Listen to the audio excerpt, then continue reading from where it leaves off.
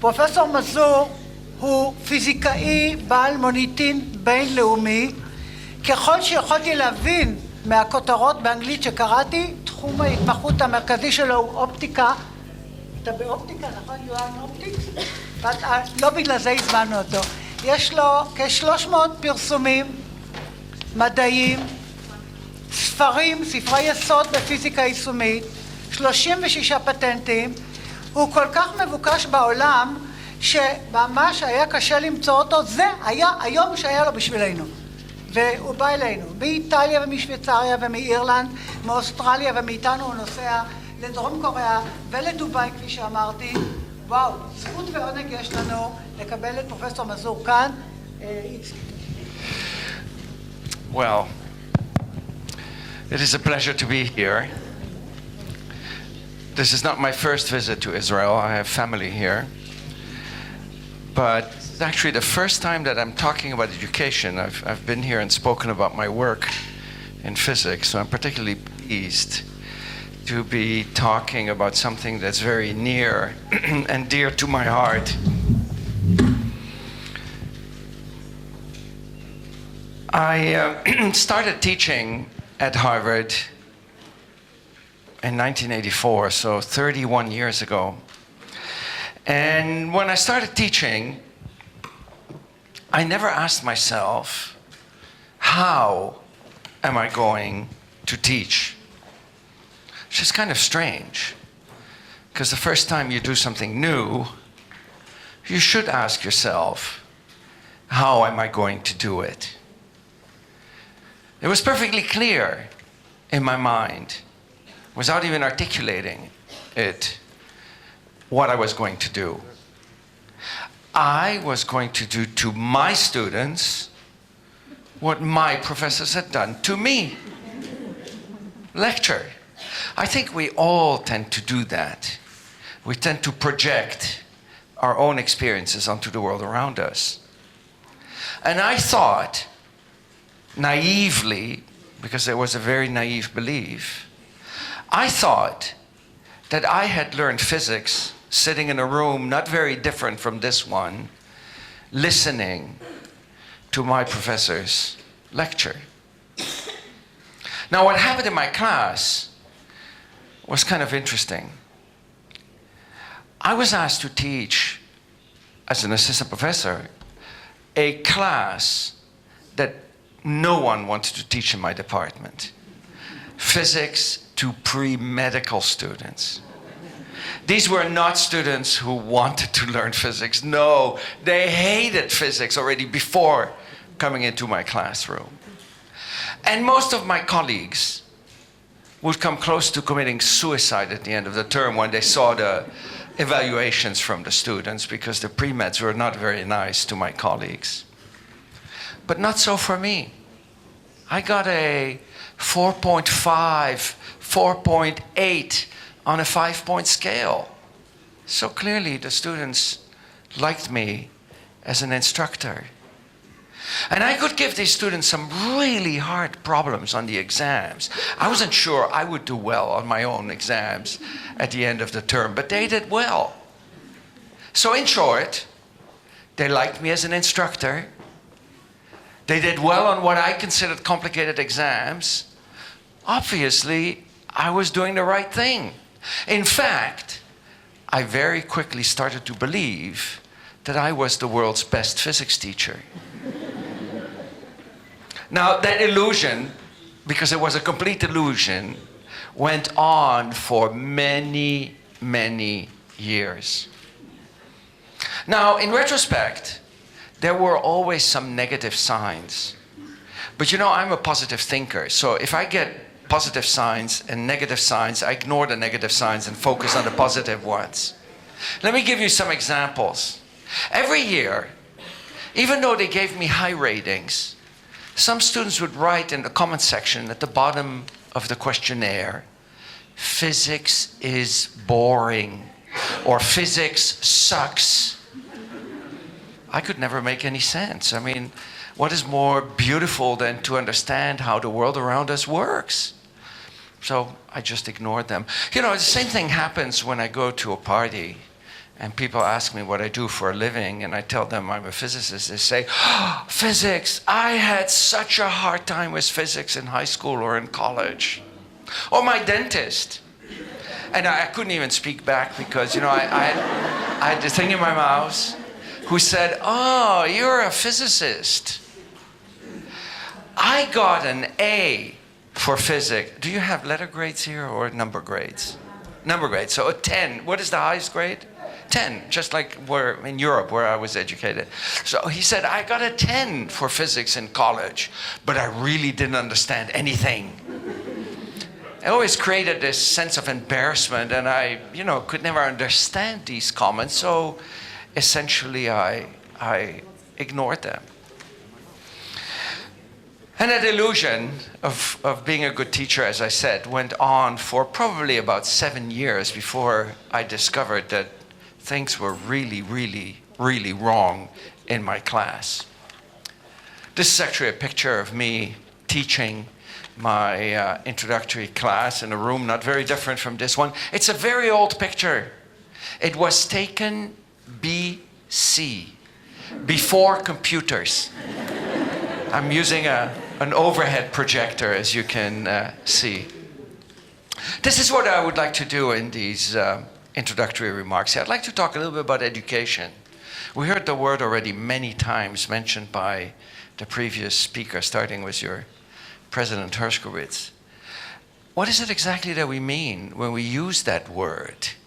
It's one of these words where I think we know what we mean, but if we were to try to articulate clearly what the word actually means, it's not that easy. So I'd like to talk a little bit, because we're educators. We should know what we mean by education. Then I'd like to talk briefly about peer instruction, which is an approach to teaching which I developed after discovering that I wasn't the world's best physics teacher. After all, in fact, I was a horrible teacher. And finally, I'd like to end with a test. I mean, we're in an academic environment here, so I think you should end with a test at the end. So you better pay attention, because the test will be at the end. So let's start with education. What is it exactly that happens in a lecture? And a lecture was already mentioned many times before. Take that picture of me teaching my pre-med course a long time ago. I would like you to describe the process illustrated on the screen behind me. Just, you know, 1 or 2 words, no speeches, just 1 or 2 words. Ideally, I want one of those words to be a verb. But there are 2 verbs I do not want to hear: teaching and learning. So just describe what is happening there on the screen. Yes? Judging. Transmitting. Listening. Transfer. Mentoring. Looking. Information. Dreaming. Bored. This is my class. One-sided interaction. I mean, very good. I mean, sometimes when I'm in front of audiences, they say sleeping, you know, and I have to point out it's my class. But whenever I hear that word sleeping, which is actually not that far off the mark, I can't resist quoting something that has been attributed to Albert Camus. I don't think it is really him who said it, but here's the quote anyway. Some people talk in their sleep. Lecturers talk while other people are sleeping. But anyway, notice that a lot of words that we heard have to do with either them or me, right? I mean, listening, speaking, mentoring, me, right? I mean, it's either them or me. There was only one word that we heard that sort of encapsulated the process, which was transmitting. Transmitting what is my next question. I hear 2 words. One is knowledge. The other is information. Let's think about it. Can I transmit knowledge? Can anybody transmit knowledge? It was mentioned actually before. I forgot who mentioned it, but one of the previous speakers was talking about transmitting knowledge. I don't think that's possible. I think knowledge is something that needs to be constructed in the brain of the learner. It's not something, it would be great if we could transmit knowledge. It would be even better if we could transmit knowledge during sleep. I mean, wouldn't that be fantastic? Although it would probably put us out of a job. But anyway, I don't think I can transmit knowledge. I don't think anyone can transmit knowledge. I think the right word is transmitting information. Lectures focus on the transmission of information. And you know what? My students had actually pointed that out to me.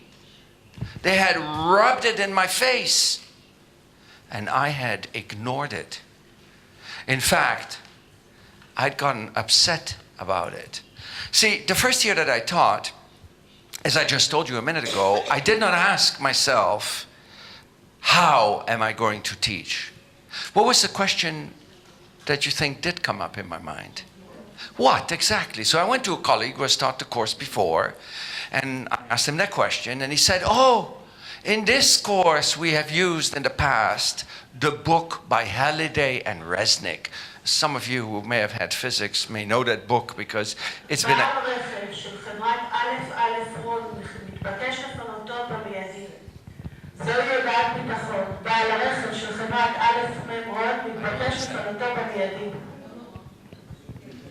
I just continue, okay. That was not the book. The book was Halliday and Resnick, and those of you who may have had physics may remember that book because it's been a classic for something like 60 years. I was also told by my colleague that students in the United States buy the textbook. I don't know about Israel, but where I'm coming from in Northern Europe, it's kind of unusual to buy the book for introductory courses. I mean, why buy the book if the professor is presenting the book to you? Anyway, so he told me students buy the book. So I went to the bookstore about a month before the course started, and I told them, be sure that by September 15th, you have 150 copies of Halliday and Resnick in stock. And as I walked back from the bookstore to my office, I thought, wait a minute. If the students have the book and I have the same book, then what do I do in the classroom? So I knocked on my colleague's door and I asked him that question, and he said, oh, don't worry. There are many different physics textbooks. And he showed me a shelf full of books. And I started to look at the books, and very quickly I found the perfect book. It was perfect for two reasons. One, it was different from Halliday and Resnick, so I was not just regurgitating the contents of the book that they had bought. But that was not the important reason. The important reason was the book was out of print. So for each class, I spent about 10 hours preparing my lecture notes, and then in class, I would either project the lecture notes on the overhead projector, or I would write them on the board behind me. And because my lecture notes were different from the textbook, I thought it would be nice for my students to have a copy of my lecture notes. So as they walked out of class, at the end of class, they could pick up a photocopy of my lecture notes. Now, why do you think I handed them out at the end of class and not the beginning of class? So that they would attend and pay attention. But isn't that already admitting that there is a problem? Why force the students to get the information out of my mouth if they could get it by reading the notes? The next year, when the students already had it. Oh, exactly. I mean, that would happen too, but I made sure that there were no notes around the next year. That question never came up in my mind. But you know what happened? What happened was that at the end of the year, about half a dozen students on their evaluation questionnaires wrote in the bottom, Professor Mazur lectures straight from his lecture notes. Hello? I mean, what was I supposed to do? Develop another set of lecture notes to lecture from that was different from the lecture notes I gave to them? These ungrateful students. But they had a point. I was lecturing from my lecture notes. And if they would have looked at the book, they would have seen that the book wasn't that different from my lecture notes. Now, this scene on the screen behind me is repeated all over the world. I mean, I visit classrooms, you know, from Patagonia in Chile to China to Europe, Africa, I mean, everywhere. It's the same thing. You see the same types of learning spaces, and you see the same scene repeated over and over and over again. So you could very well ask yourselves, is that what education is? Is education simply the transmission of information?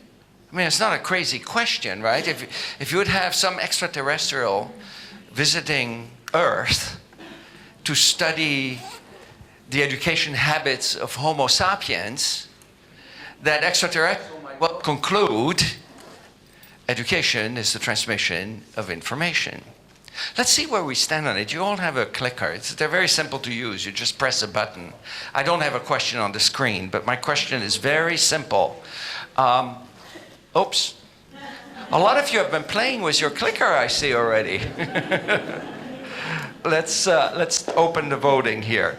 So I want, if you believe that education is just the transfer of information, press 1. If you think education is more than the transmission of information, press 2. So 1, education is just a transfer of information. 2, education is, oh, pardon me, sorry. Hey, why doesn't my, there we go. So now you can vote. Sorry, I didn't have the voting started. So 1, education is just a transfer of information. 2, education is more than just the transfer of information. Let's see where we stand on that issue. I have 75 people who have voted. Okay, 80. I'm going to cut it off now.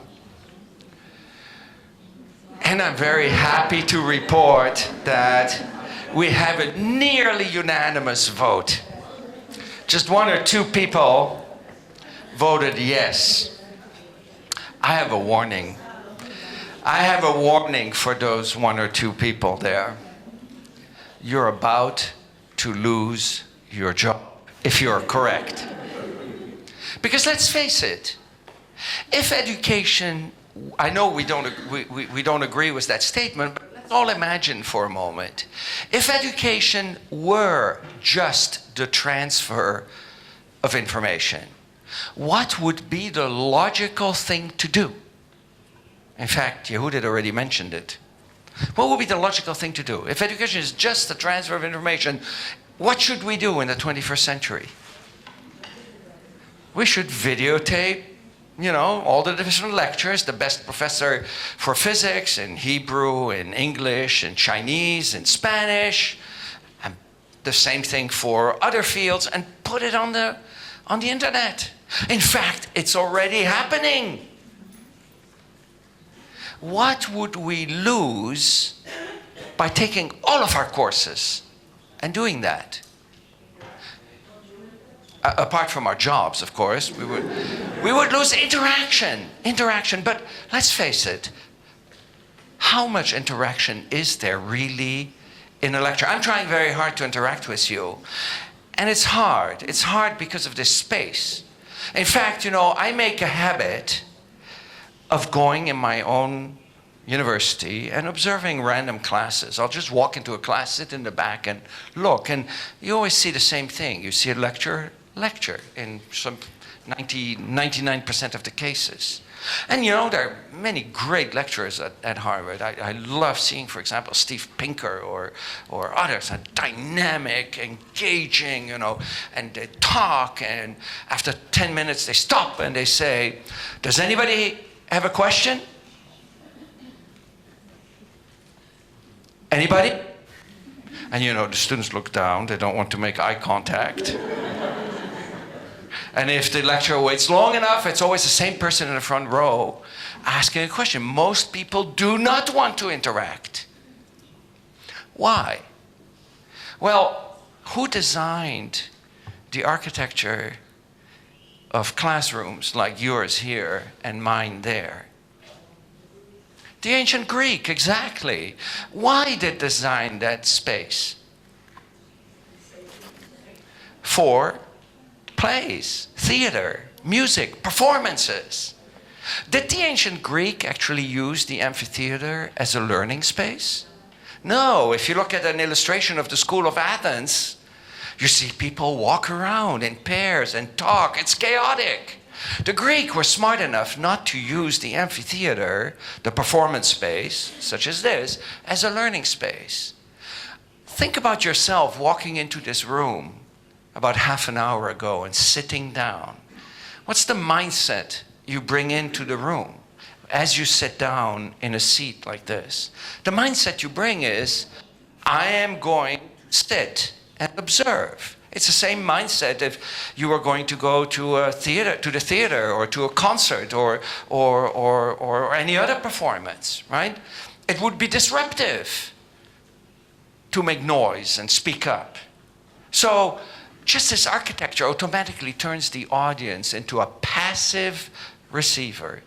Passive receiver, ideally of entertainment, but, you know, here we're talking about education, not entertainment.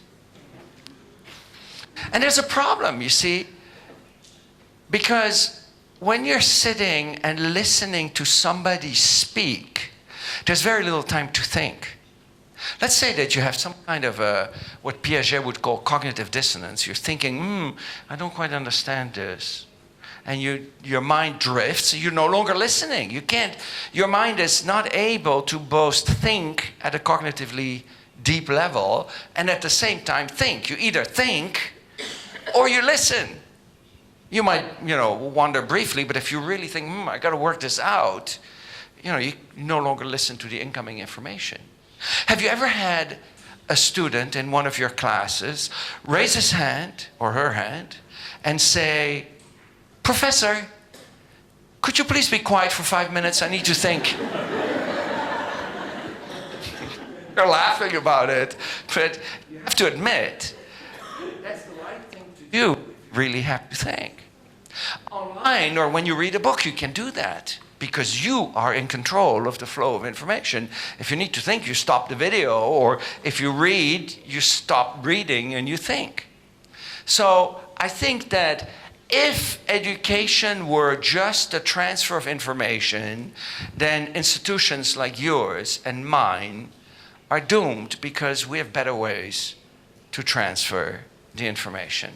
But I'm happy to see that 98% of you says education is more than just a transfer of information. So since I picked on those 2%, let me switch now to the 98%. What more than just the transfer of information is education? What is it? Yes? Experience? Let's hear some more suggestions. Interaction, definitely.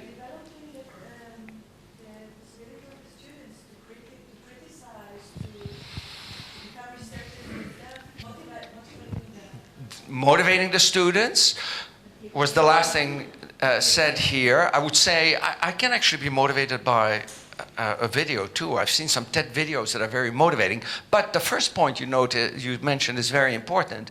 Developing the ideas to criticize. Let me change that a little bit. Maybe developing the mental models so that you can take what you've learned in the classroom and apply it in a new context. That is probably the most important thing. Developing the mental models, connecting it to your pre-existing knowledge in your head and your experiences, and extracting from the information that is being transferred the mental models, the ideas that permit you to handle new situations. This transfer of knowledge, I think, is something that we often don't even get to at good institutions like yours and mine. Not that long ago, I was giving a talk on education at a university in south of Boston. I won't name any names. It's a very, very good university in Connecticut.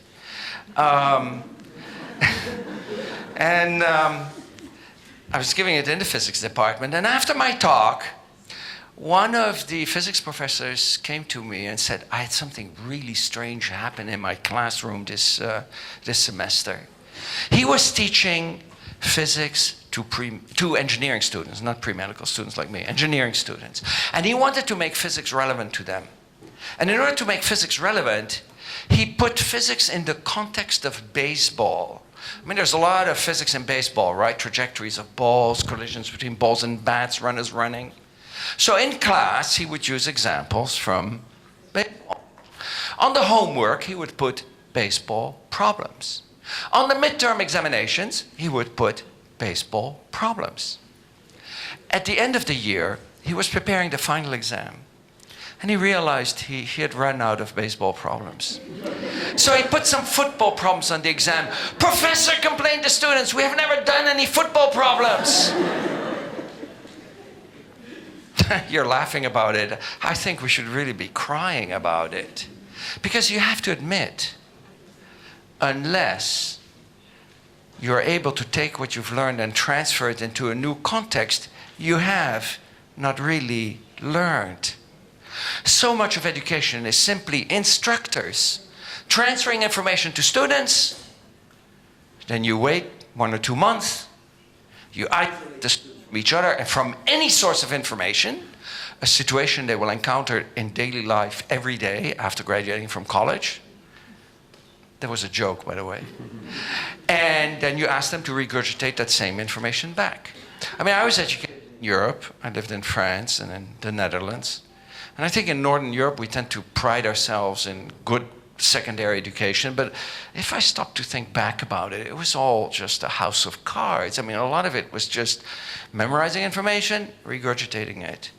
You know, when I was in Holland, I learned a lot of Dutch history, and I remember at some point I learned that in 1660, I don't know, something, the Dutch defeated the British in the river Thames. I think it's called the Battle of Medway. I mean, they managed to sail up the Thames and then beat the English Navy. On the exam, in what year did the Dutch defeat the British in the river Thames? I must have remembered it long enough to, you know, pass the exam, but frankly, I don't even remember why the Dutch were fighting the British or how they managed to, you know, sail up the river Thames and beat the British Navy. Did I become a better citizen by actually memorizing that and forgetting it? If you stop to think about it, a lot of education is... It was Einstein who once said, education is what is left after all that is learned is forgotten. And it's actually a very sad statement, I think. So this actually became clear to me after teaching many, many years and reading in a magazine an article that claimed that students learn next to nothing in their introductory physics courses. I read that and I thought, no way, not my students, not Harvard students. Now, the author of that article had developed a test. It was about 29 questions and the questions are just word-based questions. I'll give you an example in just a second. To basically test students' understanding of the concept of force. Now, you know, this talk is not about physics, but I have to explain it a little bit so that you understand my point of view. A physics course starts with force, and everything else builds on top of that concept. If you don't understand force, everything collapses because every other concept like momentum, energy, work builds on that basic concept of force as embodied by Newton's 3 laws. Let me give you an example of one question so that you understand the context. A heavy truck and a light car collide head-on the highway. Is the force exerted by the heavy truck on the light car, A, larger than the force exerted by the light car on the heavy truck during the collision? B, those two forces are equal to each other. C, the light car exerts a larger force on the heavy truck than the other way around.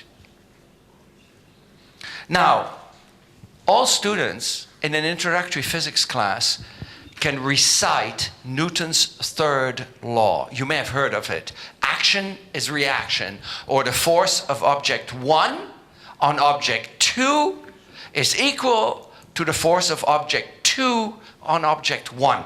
They can all recite that. But something absolutely mysterious happens when you replace 1 by heavy truck and 2 by light car. They forget all about Newton's third law. Well, I didn't believe that. I knew I was, the world's best physics teacher. So at first I was going to discard the whole article, but then I thought, you know what? I'm going to show that in my class things are different. Unfortunately, you have to actually give this test twice. Once at the beginning of the semester and once at the end to see how much difference there is. It was too late because we were almost at the end of the semester, but I thought at least I can show that my students get all of these questions correct. So towards the end of the semester, I gave this test, this 29-question test to my students. Within 5 minutes, I tumbled out of my ivory tower. Because one student raised her hand, and I went to her, and she asked me, Professor Mazur, how should I answer these questions? According to what you taught us, or according to the way I usually think about these things? I had no idea how to answer that question. And by the time the test had been completed, my illusion of being a good teacher was completely shattered. In fact, there were some students in my class who did worse than a gorilla would have done by pressing random keys because they consistently chose the wrong answers. So it was clear then that there was no real deep learning that was taking place. Yes, my students were able to solve textbook problems, but they were solving them by rote, by applying memorized procedures, not by understanding. And, if you don't really learn, then you can't transfer because that means you can't solve new and different problems. And we want the next generation of students to solve the problems that this generation cannot solve. And we have plenty of problems to solve in the world. So it's not the transfer of information that is important in education. It's the assimilation of information that is important. Making sense of the information. Having the aha moment. I get it. I understand it. So I started to think of education as a two-step process. One, the transfer of information. I think we all agree you have to have a transfer of information. If there's no transfer of information, there's no education. But that is not enough. It is important that in the brain of the learner, that information gets assimilated, or as Piaget would have called it, accommodated. Now, where did that second step happen for us? Think about your own education. When and where did you have the insights, the aha moments, oh, I get it? Did it happen? I've often asked myself that question too. Did it happen while you were sitting in a room like this, listening to your professor's talk? I see a couple of people say no. I don't see anybody say yes. No, it probably happened outside of the classroom when we're going over our notes and thinking, how does this make sense? It didn't happen in the classroom. It happens, maybe occasionally it happened in the classroom. Mostly it happened outside the classroom. But we became professors. We had the interest in our fields, the dedication to do that. Most of our students are not going to be professors. In fact, we're all entitled to, in a steady state situation, to one successor, right? If all of our students were to become professors, the world would be covered with professors pretty soon. I'm not sure that would be a good thing. So in the standard approach to teaching, this first step takes place in class.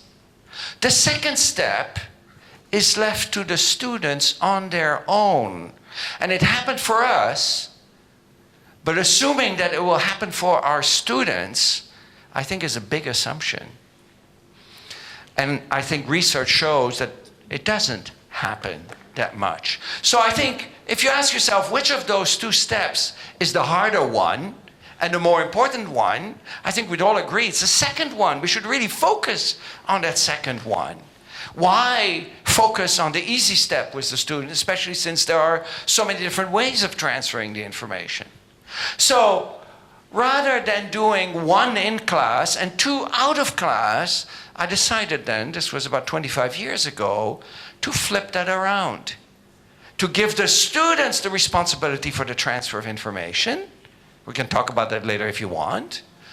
But then in class to put the emphasis on the assimilation, the aha moments. And, you know, there's a lot of discussion of how to transfer the information, but for me, in my eyes, that problem was already solved 500 years ago when Gutenberg invented the printing press, right? I mean, why are we regurgitating the information for students? And yes, students don't expect to read before class, but frankly, the reason they don't expect it is because we read for them. How many of you here, and I include myself here, read consistently when you were a student before going to each class? Please raise your hand. A few. I'm not raising my hand. A few people. A few. I went to the University of Chicago. You went to the University of Chicago where it was expected. It was absolutely unavoidable. It was unavoidable. So this person here who went to the University of Chicago had to read because there was no presentation of material, presumably, in the class. Now, let's turn to those who did not raise their hand, which includes me. Why did we not read? Was it because we had no time? Was it because we were not motivated? Was it because we couldn't read? Those are the things that professors mention when they talk about their students. I think the answer to that is no. That's not why we did not read. We did not read because the professors read to us, right? So why read? It was a waste of time.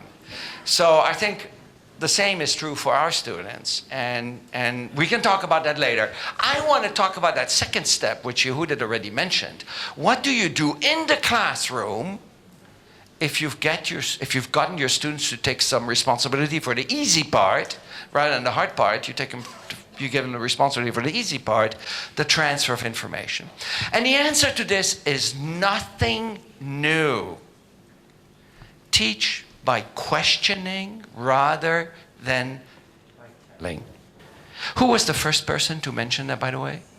Socrates, 2,000 years ago already said we should teach by questioning, not by telling. Here we are in the 21st century and we're still mostly. Next question about Socrates Lecture. Okay, good. For me, it was an accidental discovery. You see, after giving that test to my students that showed that they were not really learning, I was shocked, but they were just as shocked. They could not understand why they had such low scores. And it was only 2 weeks until the end of the semester, so they were very worried.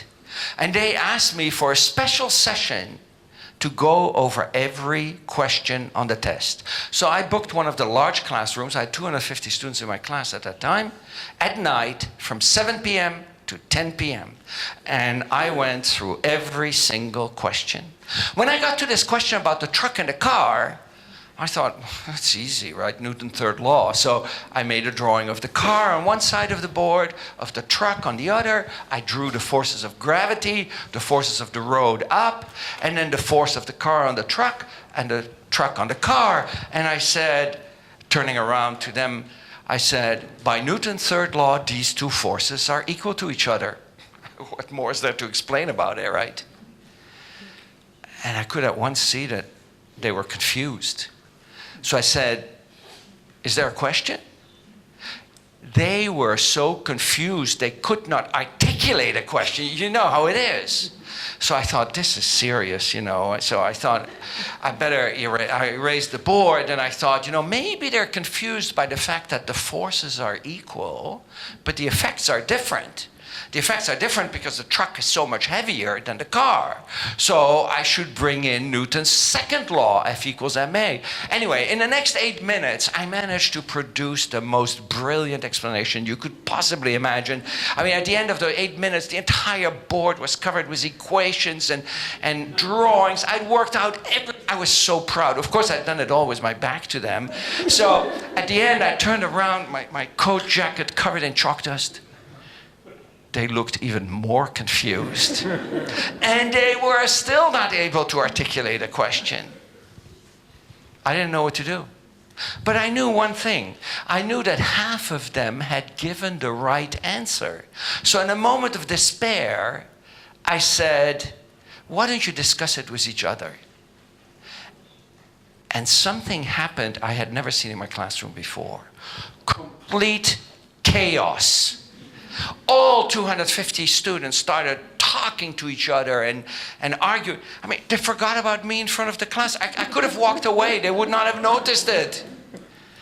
And what happened was that in just 2 minutes, they figured it out.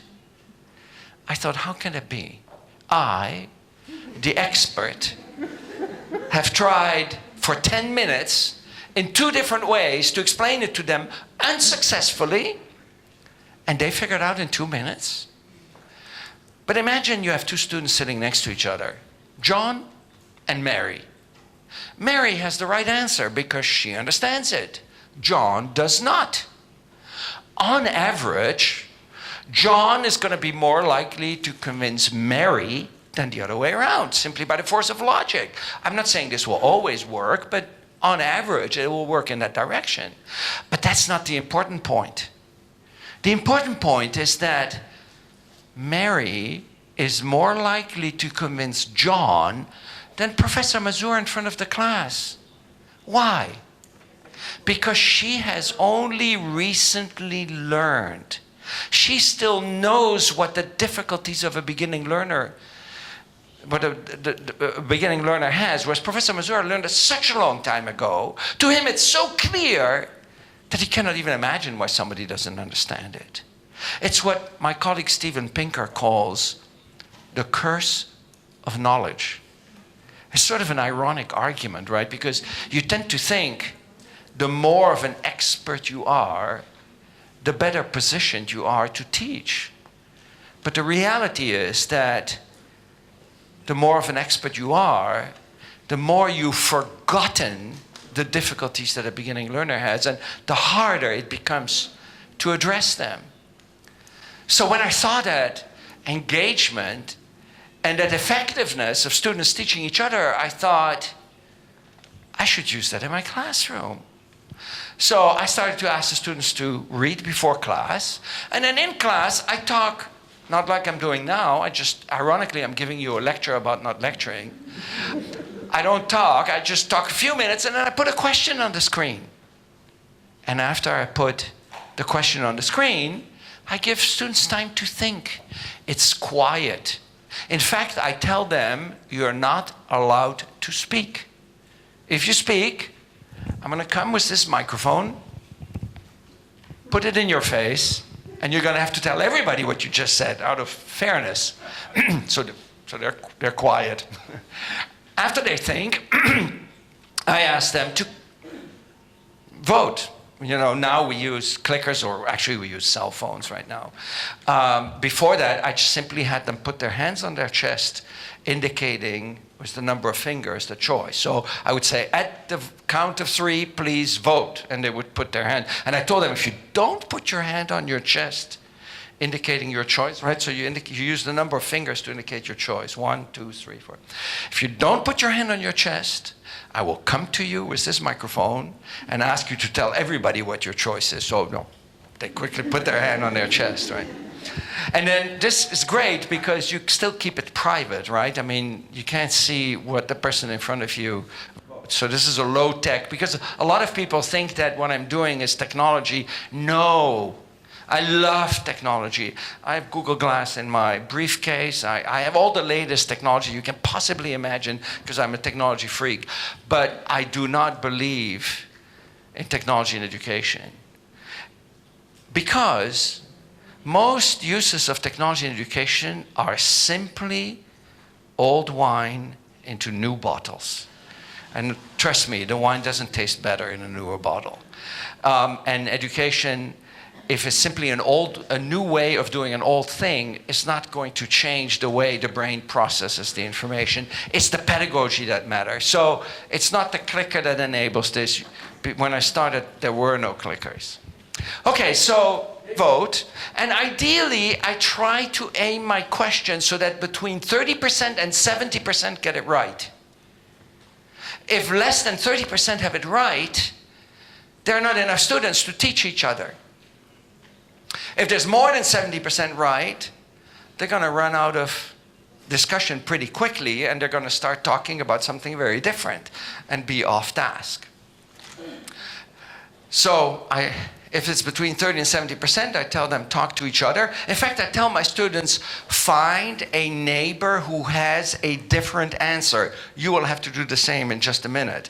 So if you turn to your right, and that person has the same answer, don't start talking to the person. You're not going to learn anything. Say, thank you very much, and you turn to the person on your left.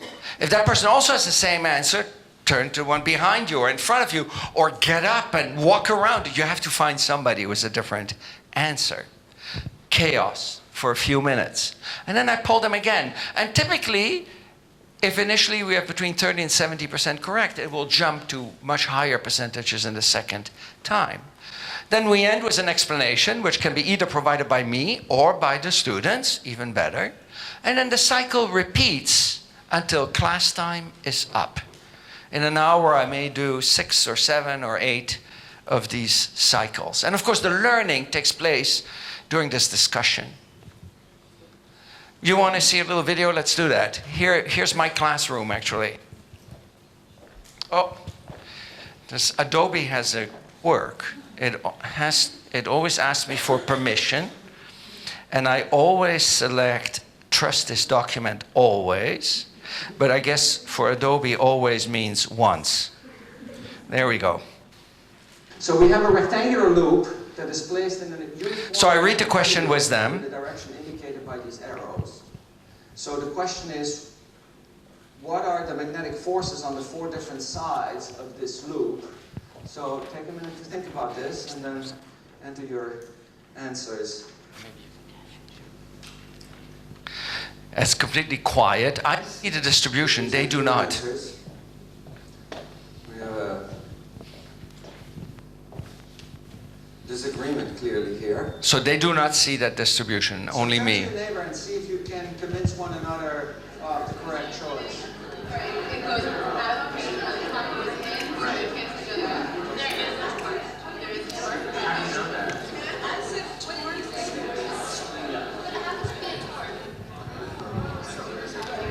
Did you see the aha moment there? Oh. Initially we had sort of an even split. And now we have an absolutely overwhelming majority for choice number 2. The bottom of this so what's going on here? One, it's active, not passive. It is impossible to sleep in my class because every few minutes your neighbor will start talking to you. Secondly, it's a two-way flow of information, not only from me to them, there's information coming back from them to me. If they don't understand something, I see it then and there in front of me. I don't have to wait till the end of the semester to find out. Thirdly, it's continuous formative assessment for the students.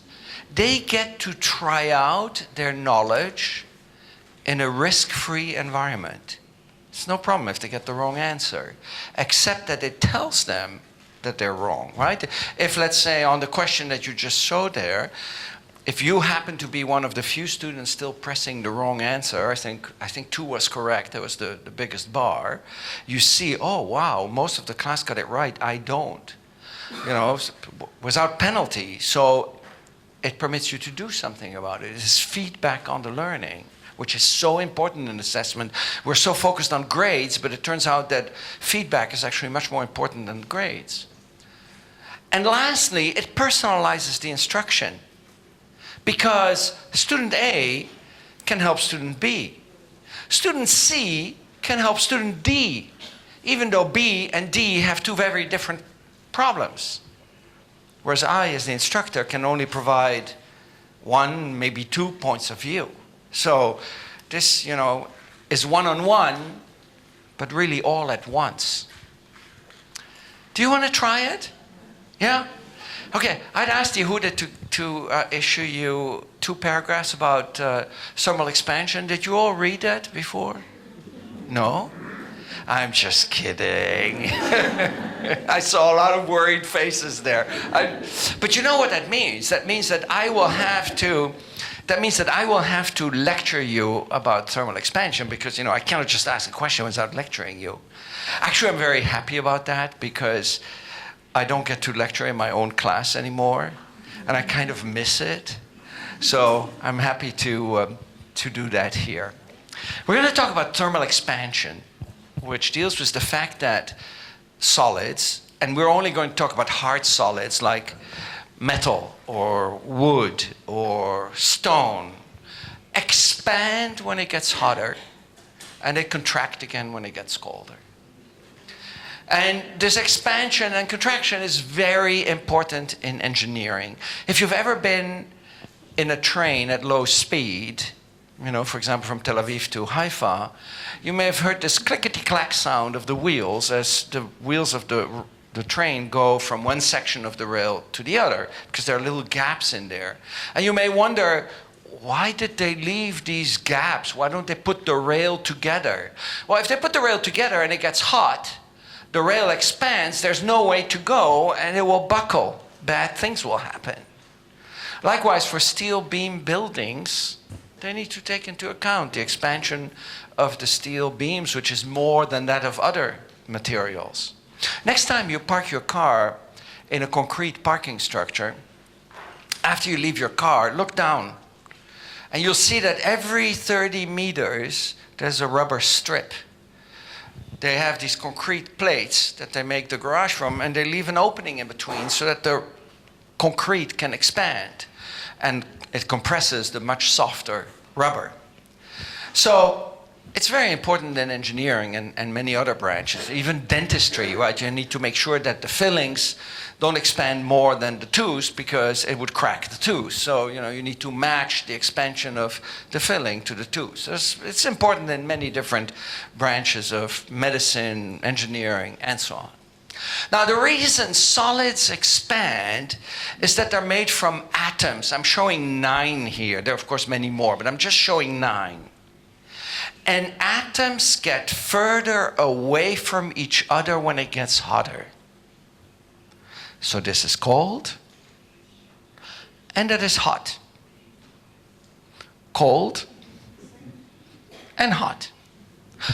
That's all there is to it. But you may wonder, I'm not going to test you on this, but you may wonder, why is it that atoms get further away from each other if it gets hotter? Again, I'm not going to test you, but I'm just to satisfy your curiosity, I'm going to explain it. The reason is that atoms don't sit still. They vibrate. And the amplitude of that vibration is related to what we call temperature. The bigger the amplitude, the higher the temperature. So these are cold atoms, and these are hot atoms. Cold atoms, hot atoms. Now imagine you're an atom, you wouldn't just sit like this, you'd be actually moving back and forth, and as it gets hotter, you'd move back and forth over a bigger amplitude. You need more space.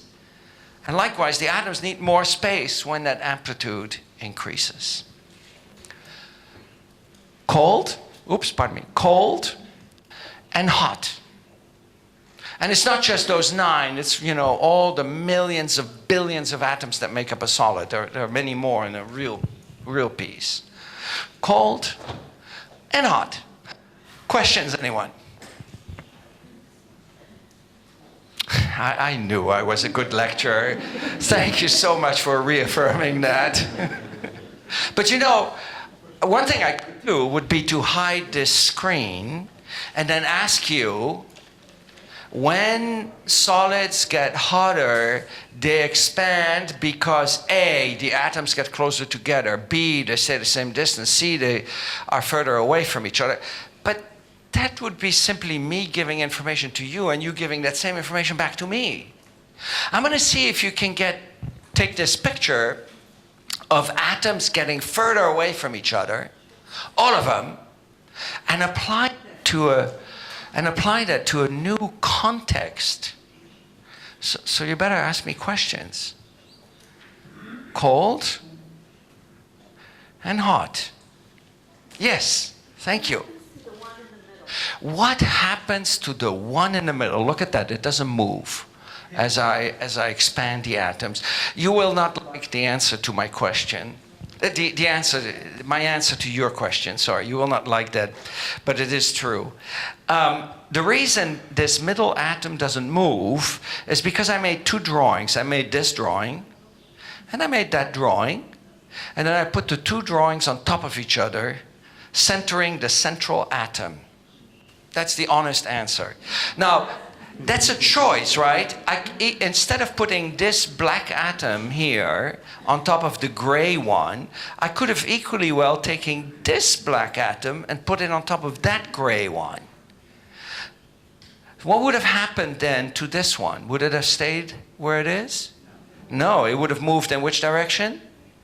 Down and to the right. And this one, instead of moving to the left, would have moved down. And that one, instead of moving up, would have moved to the right. And so on. What matters is not the individual positions. What matters is that they're all further away from each other. And that's independent of the choice I would have made in putting those two drawings on top of each other. And in reality, there are not 9 atoms. There are not 9 million atoms. There are not 9 billion atoms. There are not 9 million billion atoms. There are not 9 billion billion. No, there are billions of billions of billions of atoms. So the position of any individual atom is actually irrelevant. Very good question. Thank you for asking that. I saw another hand go up there. Yes? No, they all have to move away from each other. Very good. So if you imagine other atoms around that, they have to move even further away in order to accommodate those at the inside. Very good question. Great questions, yes? When it gets colder, do the atoms come closer together than your original picture? Yes. So if it gets colder, again, they go here. If it gets more cold, I don't have the illustration, they would get even closer. And even closer and closer. Closer until you reach what is called the absolute zero, which is minus 273 centigrade, roughly. Then they're so close, they basically don't move anymore.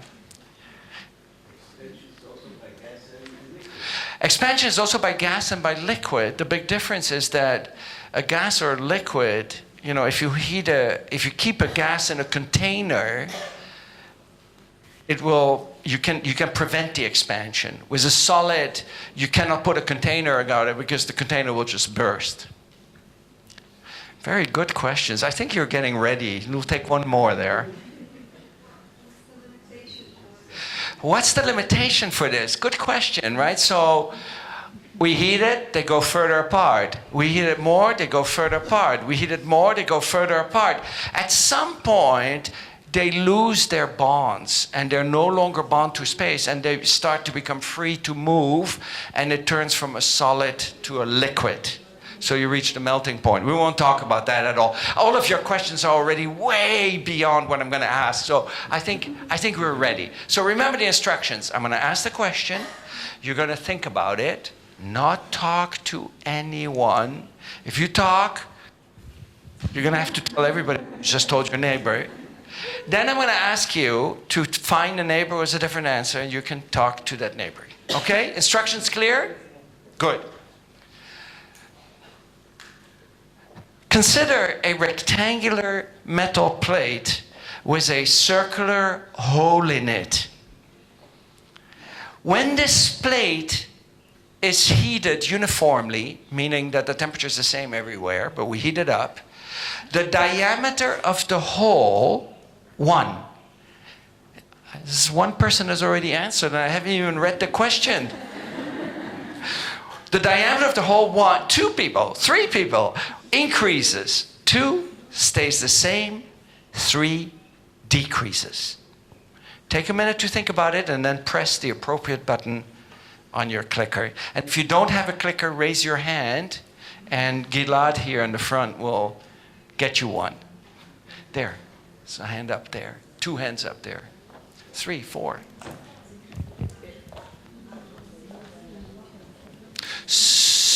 No talking yet?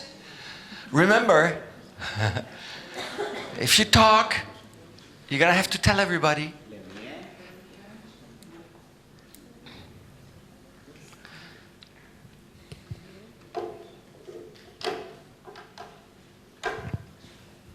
And if you're among the 56 people who have already pressed the button, ask yourself, how am I going to convince the person next to me that I am right and he or she is wrong? So, think.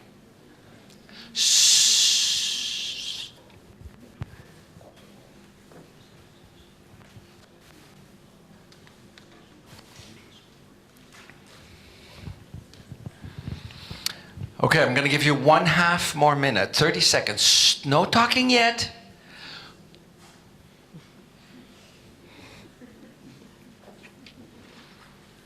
Fifteen seconds. You can talk in just a second, okay? Now, if you have not voted yet, ask just make it a game. Guess, okay? Nothing depends on the answer you give. Your salary will remain the same. I mean, you don't have to worry. There will be no penalties whatsoever. So just make it a game, but press a button. Okay? 5 more seconds. 3, 2, 1. Okay, find a neighbor who has a different answer and try to convince that neighbor that you're right and he or she is wrong.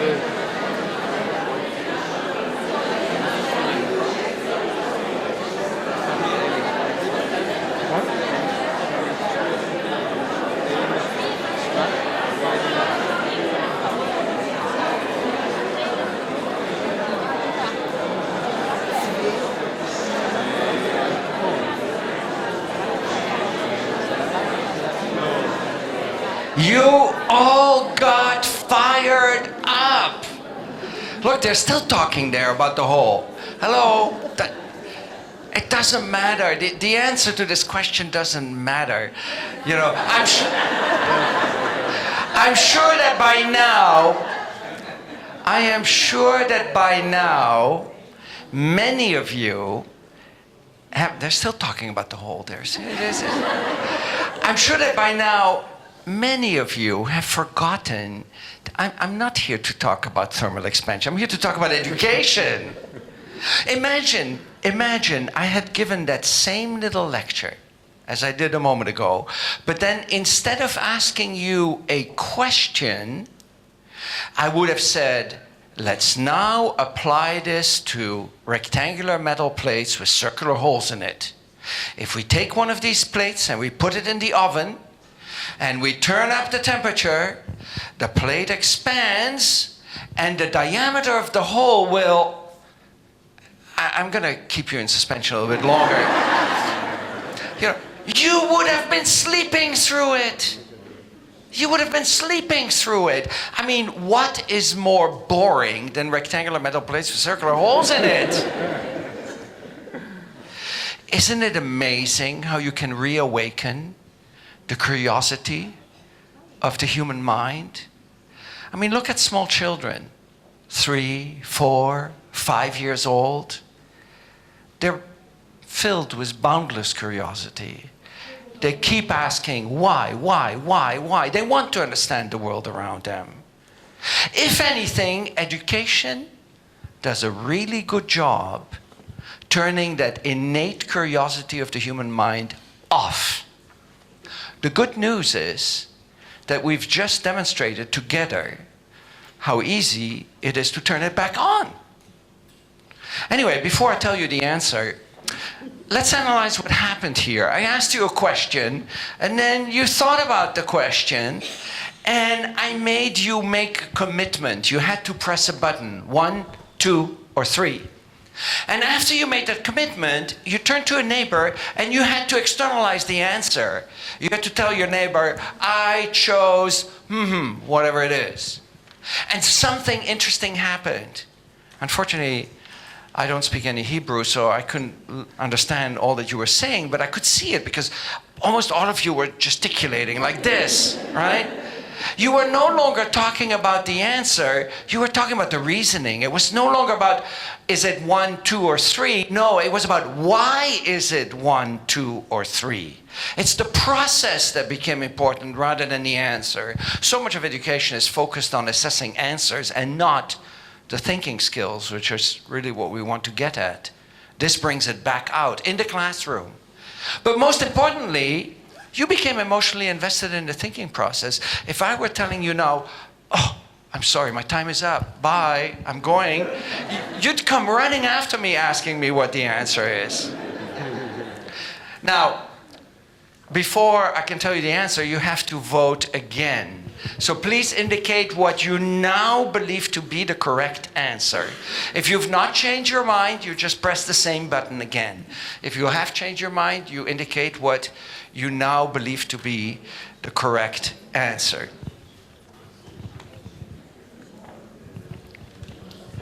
A few more seconds. Okay. Well, I have some bad news for you. I thought I gave a pretty clear lecture. And so did you, because you did not want to ask me questions in the beginning. Yet only 35% got it right the first time, which means 1 in 3. So in a sense, you've actually been telling me something really important. Because in a sense, you've been telling me, Eric, your lecturing sucks. Which is actually a point I wanted to make. You should really have done your reading before coming to my lecture. Anyway, when only 35% gets it right, it's hard to improve. So let's first see. The right answer is... Look at that.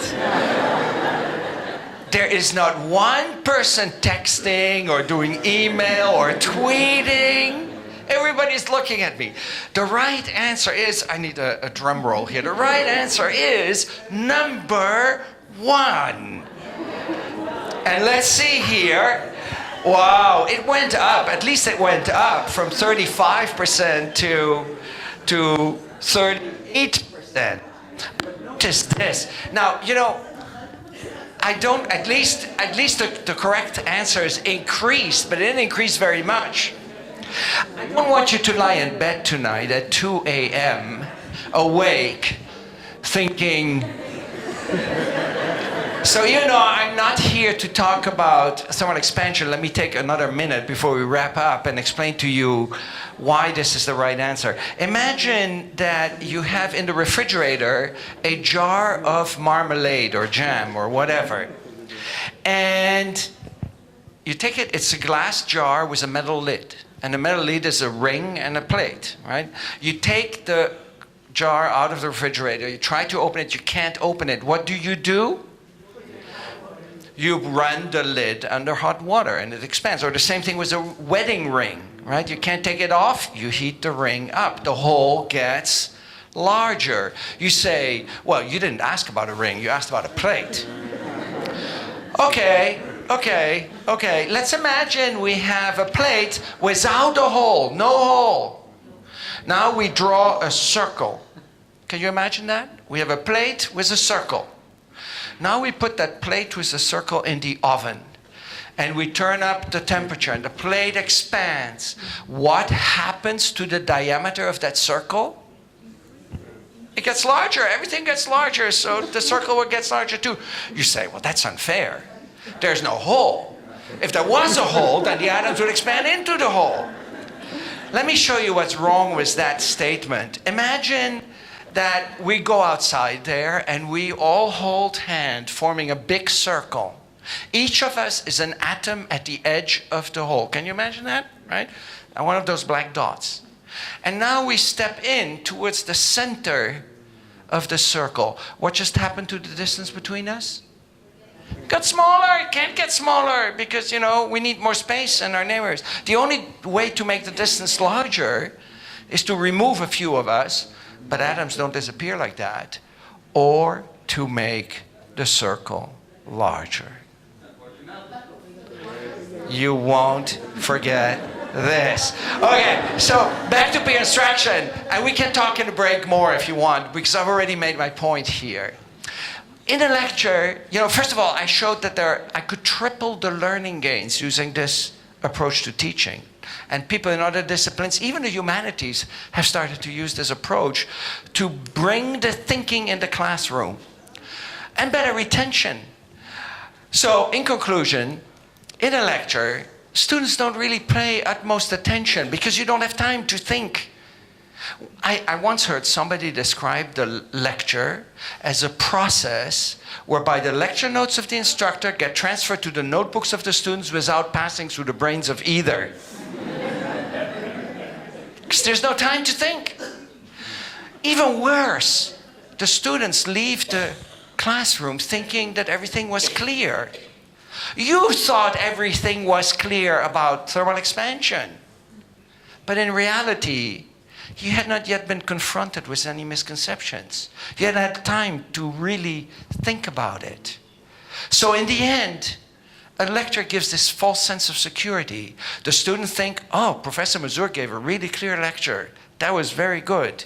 And I think, oh, I gave a really clear lecture. There were no questions. Everybody liked my lecture. But in the end, it's just one big illusion. So the message I hope I've gotten to you is that education is not just about transferring information. It's much more than transferring information. And it's not about getting students to do what we do. As I said before, I want my students to stand on my shoulders to solve the problems that I cannot yet solve. We want the next generation, as I said, to solve the problems that this generation can't solve.